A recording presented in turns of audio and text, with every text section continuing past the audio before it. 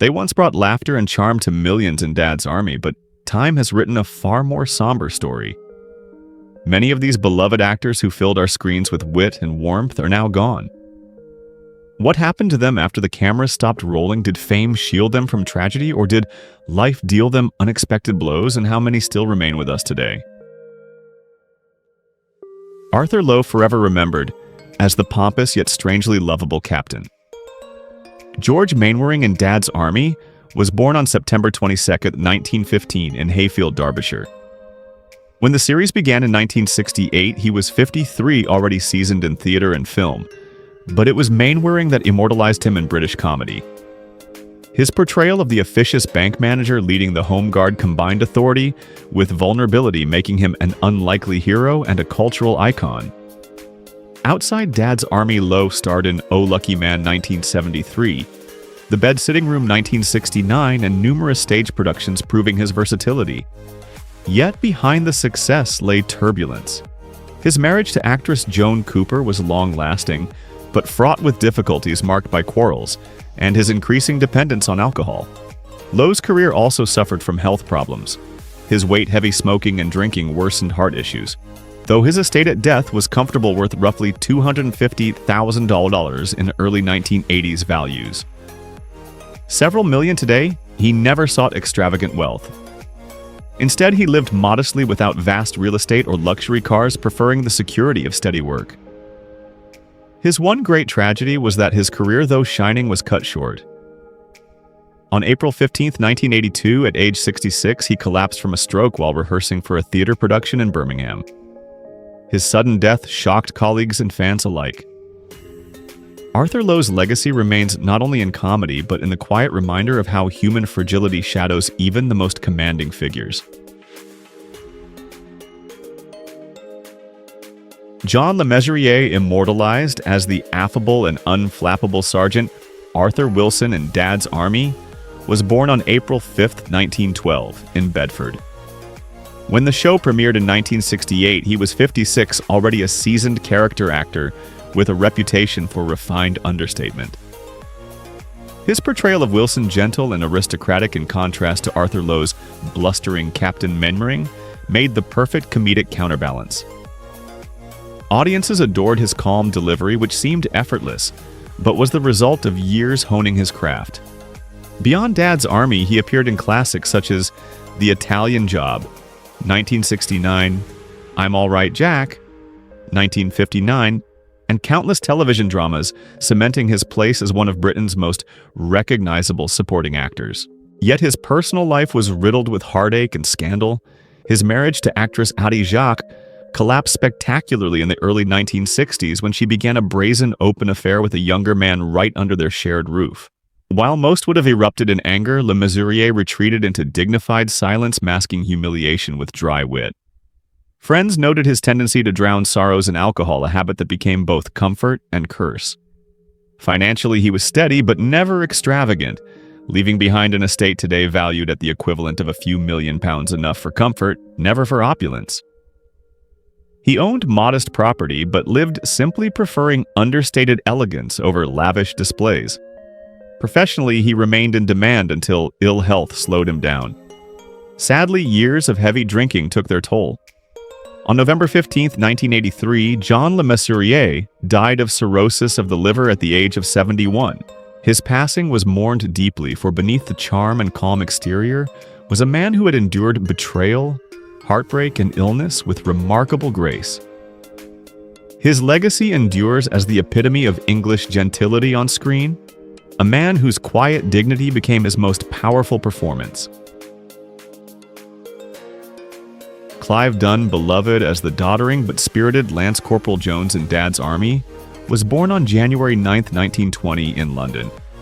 When he joined the cast in 1968, he was only 48, yet convincingly played the much older character with his catchphrase, "Don't panic," that became a national treasure.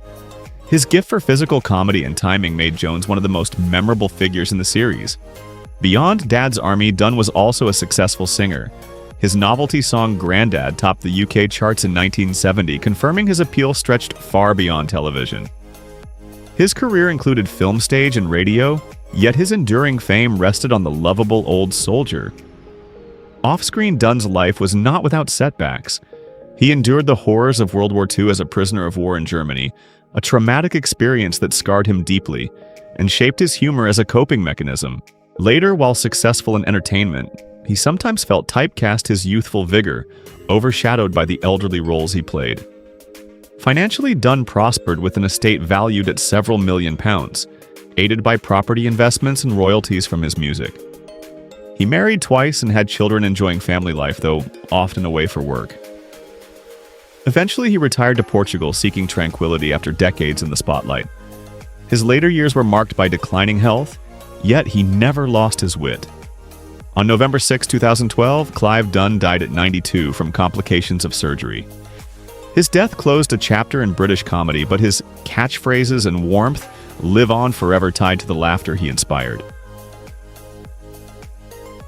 John Laurie, remembered by millions as the dour Scottish undertaker, Private James Fraser in Dad's Army, was born on March 25, 1897, in Dumfries.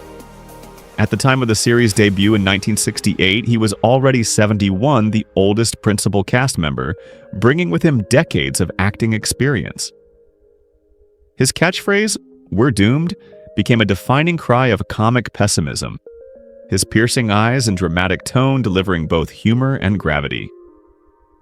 Laurie had a long, distinguished career before Dad's Army, appearing in over 120 films, including classics such as Hamlet 1948 and The Life and Death of Colonel Blimp 1943. He was a Shakespearean actor of formidable talent, often cast in dark, brooding roles. Yet, fame found him late in life with television comedy. Privately, Laurie's journey was shadowed by tragedy. His first wife died in childbirth, leaving him devastated, and though he remarried, he never fully escaped the shadow of that loss. His temperament, often described as fiery and melancholic, sometimes alienated colleagues, though his brilliance was never questioned. Unlike some of his peers, Laurie did not accumulate great wealth, living modestly with a net worth estimated today at under £1,000,000. He owned a small property in England but lived without grandeur. As age caught up with him, health struggles grew, including heart issues that curtailed his work. On June 23, 1980, Laurie died at 83 from emphysema, closing the life of a man who had survived war's heartbreak and the harsh demands of theater. He is remembered as much for his tragic intensity as for the comic gloom that made Private Fraser unforgettable. Arnold Ridley, endearingly known as the timid and gentle Private Charles Godfrey in Dad's Army, was born on January 7, 1896, in Bath, Somerset. When the series began in 1968, he was already 72, the eldest of the cast, perfectly fitting the role of the kindly, elderly Home Guard medic. His character, often excused from drills due to medical reasons, provided warmth and humanity amid the chaos. Yet Ridley's real life carried far more drama than fiction. A World War I veteran, he was gravely wounded at the Battle of the Somme, suffering bayonet injuries, concussions, and long-lasting trauma. Those scars haunted him physically and emotionally throughout his life. After the war, he turned to theater, penning the successful play The Ghost Train in 1923, which gave him financial stability. Acting roles followed, including appearances in films like Crooks and Cloisters 1964, before Dad's Army brought him late fame. Despite professional recognition, his life was not without hardship. His health, weakened by wartime injuries, often forced him to the sidelines, and he endured financial struggles before television secured him comfort. Married twice, Ridley had one son and cherished his family life. He never amassed vast wealth, his estate modest by modern standards, estimated under $1 million today, but he lived quietly without extravagance. His final years were peaceful, though frail health limited him. On March 12, 1984, he died in hospital at age 88. Arnold Ridley remains a symbol of resilience, a man who endured the horrors of war and personal setbacks, yet brought gentleness and kindness to the role that made him beloved. James Beck, remembered as the cheeky, fast-talking Private Joe Walker in Dad's Army, was born on February 21, 1929, in Islington, London. When the series started in 1968, he was 39, one of the youngest in the cast, injecting youthful energy into the ensemble.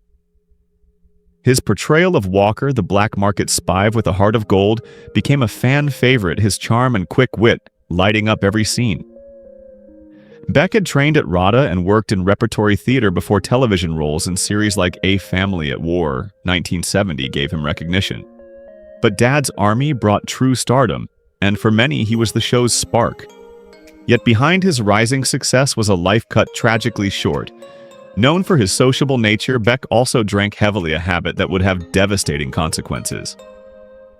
His career seemed poised for even greater heights when, in 1973, he suddenly collapsed after a performance. Rushed to hospital, he was diagnosed with pancreatitis brought on by excessive drinking.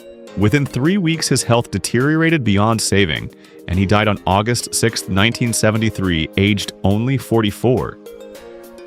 His shocking death devastated the cast, forcing the writers to quietly remove Walker from the show. Beck left behind a wife, Kay, but no children, and little time to secure wealth. His estate was modest, a reflection of a career that had only just begun to blossom. His loss is one of the greatest tragedies of Dad's Army, the promise of a brilliant actor silenced far too soon. Yet in the memory of fans, Joe Walker's cheeky grin and hustler's charm leave on a reminder of talent gone before its time. Robert Raglan, best known to Dad's Army audiences as the stern Colonel Pritchard, was born on April 17, 1922, in Reigate, Surrey. He joined the show in the early 1970s, appearing at around 50 years old, and quickly became recognized as the exasperated senior officer who often inspected and reprimanded Captain Mannering's platoon. With his clipped military bearing and air of authority, Raglan played the perfect foil to the bumbling antics of the Home Guard, adding authenticity and a touch of realism to the comedy. Before Dad's Army, Raglan built a steady career as a television and stage actor. He appeared in dramas such as The Avengers Z Cars and Coronation Street, proving himself versatile across genres. Though rarely in leading roles, his face became familiar to audiences throughout the 1960s and 1970s. His talent lay in his ability to bring gravitas to even the smallest part, lending credibility to whatever production he appeared in. Yet his career was also marked by frustration. Typecasting as stern authority figures meant he was often overlooked for more complex roles, and he sometimes struggled financially during leaner years. In private life, Raglan was known to be reserved. He married but preferred to keep his family life out of the public eye. Colleagues described him as professional and dignified, though there were hints of loneliness in later years, particularly as work opportunities grew scarcer. Unlike Hollywood stars, Raglan never amassed a fortune. His estate was modest, likely under $1 million today, reflecting a working actor's life of steady but unspectacular earnings. He owned property but lived without extravagance, focusing instead on his craft.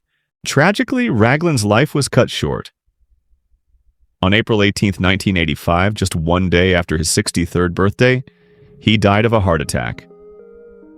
His sudden passing shocked colleagues and fans as he had remained active and seemingly healthy. His death highlighted the often overlooked fragility of those who brought strength and authority to the screen.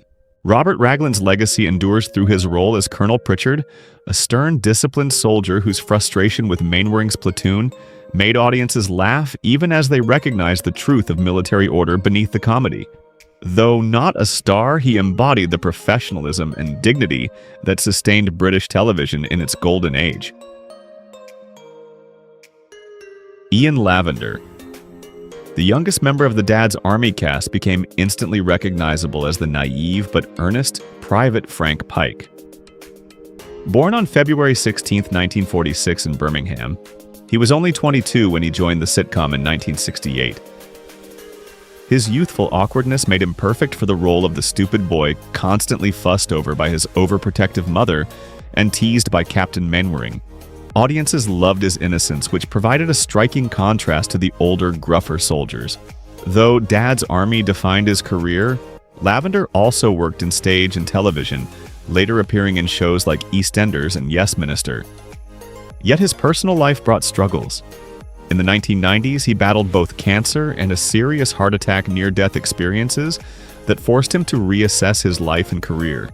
Despite these health scares, he recovered and continued working, admired for his resilience.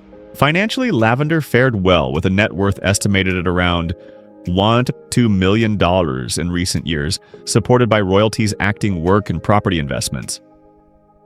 He married twice, with his second marriage to actress Michelle Hardy, providing stability and companionship, though he had no children. In later years, he largely stepped back from the spotlight, enjoying retirement with a quieter lifestyle. His survival when so many of his older castmates passed decades earlier made him the last living principal member of the Dad's Army platoon. Now, in his late 70s, Ian Lavender's legacy rests in having grown from the stupid boy into the custodian of the show's memory, representing the enduring charm of one of Britain's greatest comedies. Bill Pertwee, instantly recognizable as the bumbling, yet officious ARP Warden Hodges in Dad's Army, was born on July 21, 1926, in Amersham, Buckinghamshire. He was 42 when he joined the series in 1968, bringing to life the pompous, petty rival to Captain Mainwaring. With his trademark shout of, "Put that light out," Pertwee created one of the show's most memorable antagonists, the eternal thorn in the side of the Home Guard. Beyond Dad's Army, Pertwee enjoyed a long career in British comedy, appearing on radio shows such as Round the Horn and in television series like You Rang My Lord. His humor was versatile, though he was forever linked to Warden Hodges. Off-screen, Pertwee faced moments of deep personal loss. His wife Marion died in 2005, a blow from which he never fully recovered. He was also cousin to John Pertwee, the beloved Doctor Who actor, which often drew comparisons he found both flattering and pressuring. Financially, Pertwee lived comfortably with an estate worth in the low millions, though he never displayed extravagance. He had one son, Jonathan, with whom he shared a close relationship. His later years were spent in Devon, where he enjoyed quieter living after decades of entertaining the nation. Health troubles grew as he aged, but he remained active in fan conventions and Dad's Army reunions, proud to celebrate the show's enduring appeal. Bill Pertwee died peacefully on May 27, 2013, at the age of 86. His death marked the loss of yet another cherished link to Britain's wartime comedy classic, but his voice as Hodges still echoes in the nation's memory. Edward Sinclair, remembered for his portrayal of the often flustered and officious verger, Maurice Yeatman in Dad's Army, was born on February 3, 1914, in Oldham, Lancashire.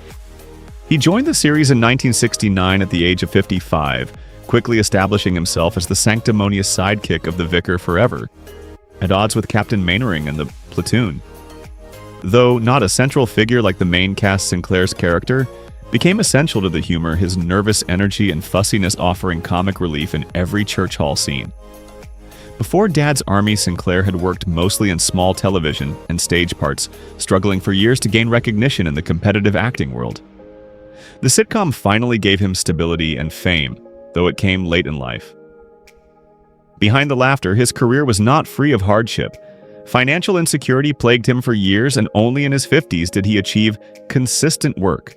He married, though little is publicly known about his private family life, which he guarded carefully. He never amassed substantial wealth, leaving behind an estate valued modestly by modern standards, perhaps a few £100,000 at most.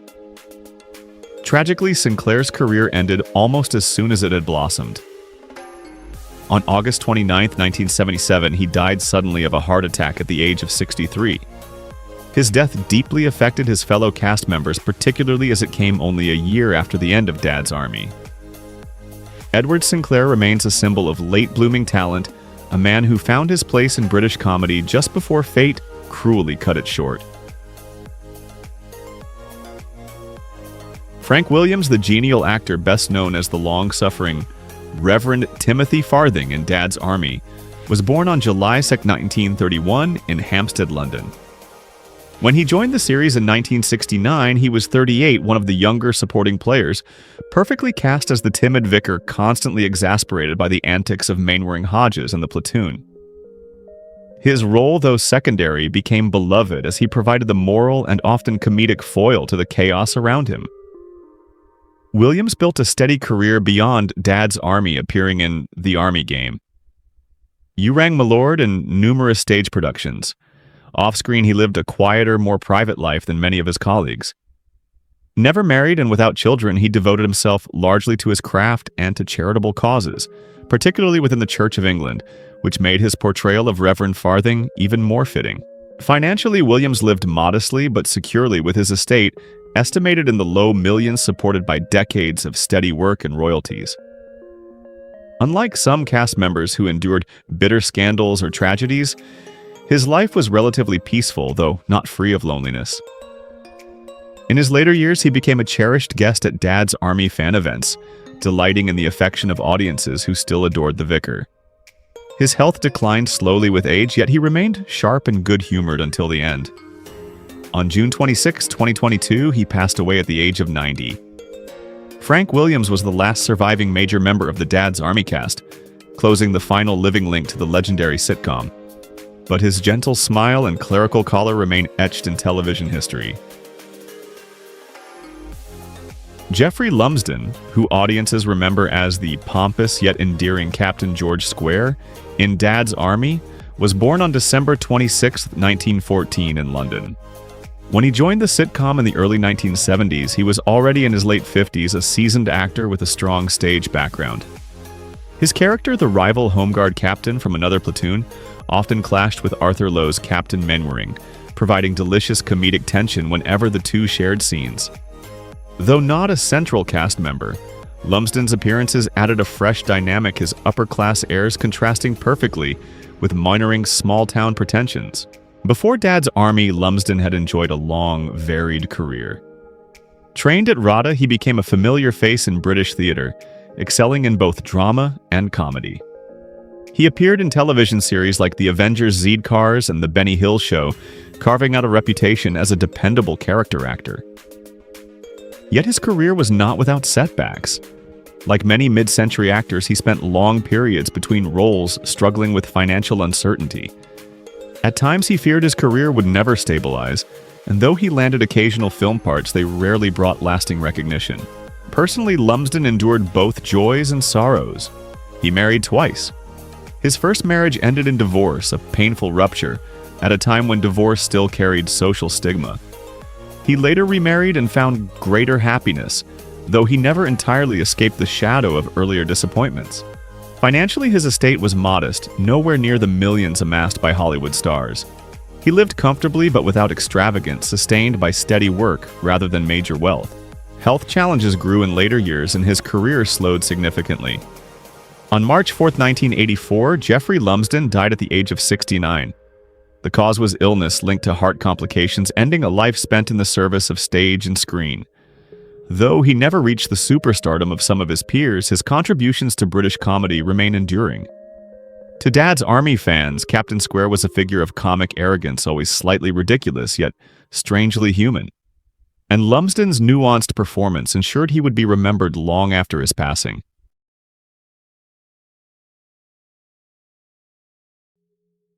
Janet Davies, forever remembered as the fussing, overprotective Mrs. Pike in Dad's Army, was born on September 14, 1927, in Wakefield, Yorkshire. When she joined the series in 1968, she was 41, already an experienced actress, though not widely known to the public. Her character, the mother of Ian Lavender's Private Pike, became a running joke, protecting her stupid boy from every imagined danger and frequently clashing with Captain Mainwaring. With her shrill warnings and maternal fussing, Davies brought warmth and humor that audiences instantly recognized from real life. Her path to success was not straightforward. Davies began her career in repertory theater before moving into television, appearing in shows such as Dixon of Dock Green and The Wednesday Play. Like many actresses of her generation, she often found herself cast in domestic roles, maids, wives, mothers that reflected societal expectations of women, rather than their full range of talent. At times, she grew frustrated with being typecast, feeling her abilities in serious drama were overlooked. Yet Dad's Army provided her with a platform, and her performance gave the series a much-needed female presence, softening its otherwise male-dominated cast. Behind the camera, Davies lived a relatively private life. She married actor Ian Gardner, and the two shared a modest lifestyle. They had no children, which sometimes left her feeling isolated compared to colleagues with large families. Her marriage, however, was a source of stability, offering companionship amid the unpredictable world of acting. Financially, she was comfortable but never wealthy. Her estate valued modestly in today's terms, likely under $1 million. She owned property, but not grand estates, living more quietly than many stars. Her later life was tragically brief. In 1986, she was diagnosed with breast cancer, and despite treatment, her condition worsened. On September 22, 1986, just 8 days after her 59th birthday, Janet Davies died, leaving behind grieving colleagues and fans. Her death was particularly mourned by Ian Lavender, who had worked closely with her for years and saw her as a second mother. Janet Davies' legacy lies not in vast fame or wealth, but in her humanity. Through Mrs. Pike, she captured the essence of maternal love, worry, and exasperation. She made audiences laugh, but also reminded them of the very real women who kept Britain's home front together during the war years. Today, Dad's Army devotees still smile at the memory of her fussing voice calling after her stupid boy, a tribute to an actress who gave heart and authenticity to comedy. Colin Bean, remembered by fans of Dad's Army as Private Sponge, the quiet, often overlooked member of the Walmington-on-Sea platoon, was born on April 15, 1926, in Wigan, Lancashire. Though he did not have the screen time of the leading cast, his presence became something of an in-joke among fans, as Captain Mainwaring would often call out Sponge in moments of chaos. Bean's understated performance gave depth to the platoon, representing the ordinary soldier without the quirks or eccentricities of the others. He joined the series in 1968 at the age of 42, bringing with him genuine military experience that lent authenticity to his role. Before television, Bean had lived a full and challenging life. During World War II, he served in the British Army stationed in India and Singapore. These years shaped him profoundly, instilling both discipline and resilience. After the war, he pursued acting training at the Elliott Clark Theatre School in Liverpool, though his path was never easy. He spent years in repertory theatre, often working on small productions for little money, supplementing his income with odd jobs. Landing Dad's Army was therefore a breakthrough, offering him stability, though fame remained modest compared to the main stars. Bean also appeared in other television shows, including Z-Car's Last of the Summer Wine and The Liverbirds.